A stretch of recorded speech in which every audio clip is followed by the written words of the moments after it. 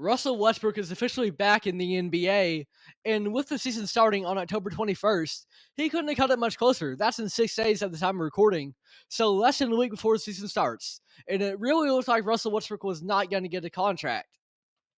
But here he is. He finally got one with the Sacramento Kings. And this is a very interesting spot for him. One I'm pretty happy about for him because he's going to get the chance to start. And that's really something, a level of trust we haven't seen with him in years past, ever since the way that things went south with the Los Angeles Lakers. But now, Dennis Schroeder's their point guard right now. Westbrook's probably going to be the starter there. And I think it's going to be very interesting to see how that works out because Westbrook, of course, over these past couple of years, he has really had to change his style of play pretty drastically. Because I think back to when he joined the Los Angeles Lakers, he was still playing that ball dominant style. This guy that's going to be your offensive hub. That didn't fit well alongside LeBron and AD. Eventually, they got a new head coach in Darvin Ham. He changed it up. He put Westbrook on the bench. And ever since then, Westbrook has not been the guy on a team. He's been more so of a supporting player. And that is a big transition, especially for a player of his caliber to make. I think back to Carmelo Anthony in the way that to get back into the career, he had to become more of a role player than the star he was used to being because it's a hit to your ego. You're confident as an NBA player. You believe, especially if you were an MVP at one point, you believe that you can still be that guy. So you've got to let your confidence go down just a little bit. Not your confidence. You got to let your ego go down a little bit, but remain confident so that you can still be efficient. You can be effective and know what you're doing. Because that's two different things, ego and confidence. Ego, that's saying that you are going to be the guy and you can accept anything else. Confidence is saying whatever role you're going to be put in, you're going to do your best in that role. And that's what Russell Westbrook has had to learn. That's what he has done.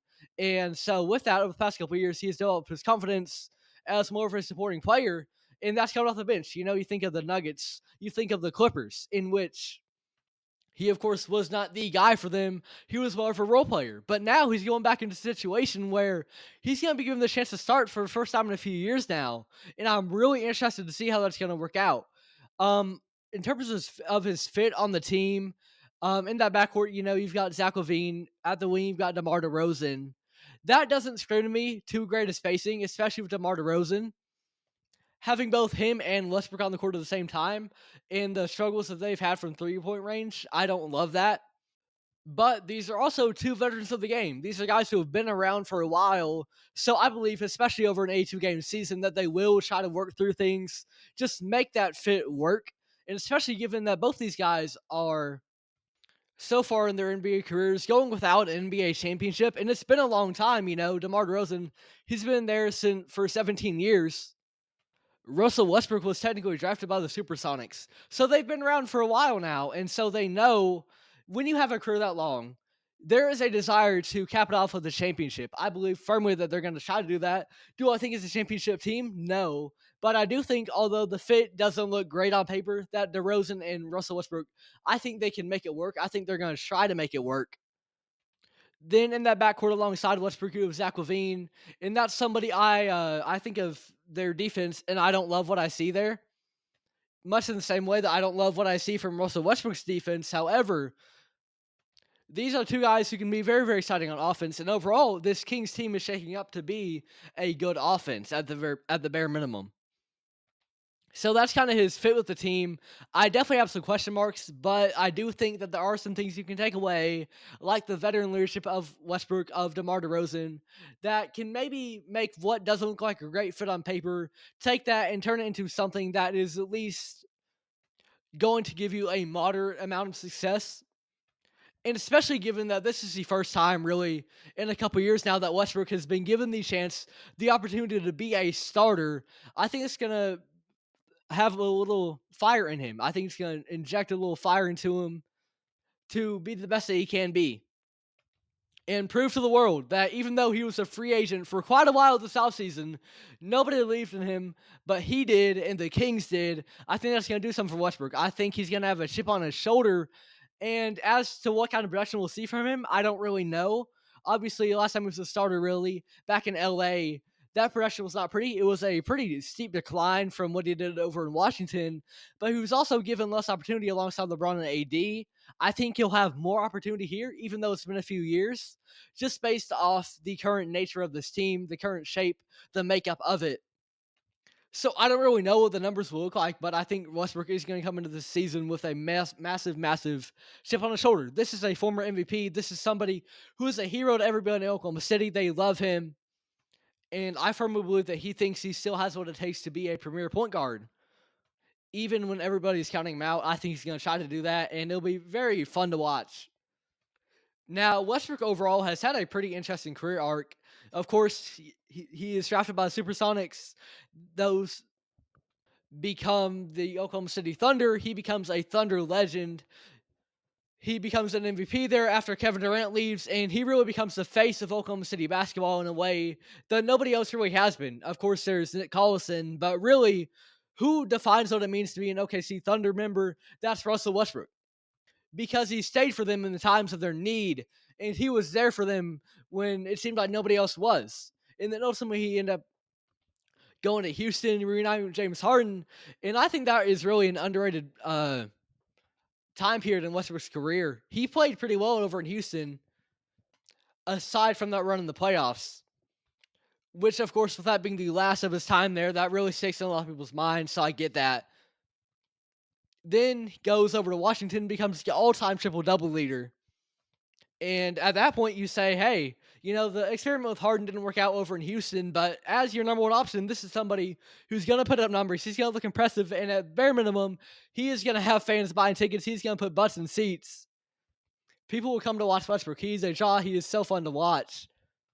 And then the Lakers, they take a chance on him. And pretty much immediately, yes, this is three superstars on the same team. LeBron James, Anthony Davis, Russell Westbrook. But here's the problem. They don't quite fit together. And even before they played a game, you already had people saying that they were questioning the fit. They didn't know if it would work. There is a severe lack of space in there, and there's only one ball. So who's going to be that ball-dominant offensive hub kind of guy? Especially between LeBron and Westbrook. And so that fit never really worked out. And then he had to redefine himself. He could not be a starter for LA anymore. Denver Hand put him on the bench. So he had to become a supportive bench player and buy into his role as a sixth man. Because playing alongside LeBron, that just wasn't going to work in terms of their play styles. And then ever since then, he hasn't really had the trust to be a starter again. Now, there have been times with the Clippers, times with the Nuggets, where he's had a good game or a good stretch of games, and we can look and say, hey, this guy, he's still got something. But he's never been given the opportunity to be the guy like he was with the Thunder, like he was playing alongside Harden in Houston, like he was over in Washington when he became the triple-double king. He's never had that chance again until now. And how's it going to go? We'll have to see as the season goes on. However, I do feel like after everything that has happened, I think in the past couple of years, he has probably matured as a player. I think he kind of had to, right? Because that is definitely a knock to your ego. To say, you can't be a starter anymore. We don't trust you to be our full-time starter. We can't win with you as our full-time starter. So then you got to buy into your role if you're going to remain in the association. And that's precisely what he did. And that's humbling. And I think now he's coming in as a more mature player than ever because he's had the title taken away from him. He's had that title of being the number one, being the guy, being the face of the franchise. It's gone. He hasn't had that for years now. He's simply had to buy into his role, and I think that has probably humbled him. And this isn't to say Westbrook is not a humble guy in the first place, right? This is just to say, in terms of his play on the court, I think he's going to be making more smart decisions than ever before. Because now, even if he is a starter, he's got something to prove. He's got to prove he can be a winning player. He's got to prove he can still be that guy. He can still be valuable to your team. Because in the modern state of the league, in which spacing is so critical, and there are so many great point guards, franchises don't really want the old Russell Westbrook, especially at his age. They're not going to invest in that. Franchises want to see a winning Russell Westbrook. So he might produce, but he's probably going to do it in a way which is more efficient than we might be used to seeing, where he is open to taking a back seat. I think we're going to see a more mature, a more veteran-minded, a more basketball IQ-oriented Russell Westbrook this season. I could be totally wrong about that. However, I think over the last couple of years, it has been a roller coaster for him. He's finally getting a chance to start again. It's not a great fit. So once again, he's gonna have to buy in, and I think he's going to. This is his chance. He's back on an NBA team just under a week before the season begins. He's getting opportunity there has not had in a couple of years. And time will tell how it works out, but I am so happy for Russell Westbrook. And I think he's got a chip on his shoulder this season. I think he's going to come out here and try to simply be a winning player. I am happy for Russell Westbrook. This is somebody who I've looked up to for so long, and I'm excited to see how the season goes for him.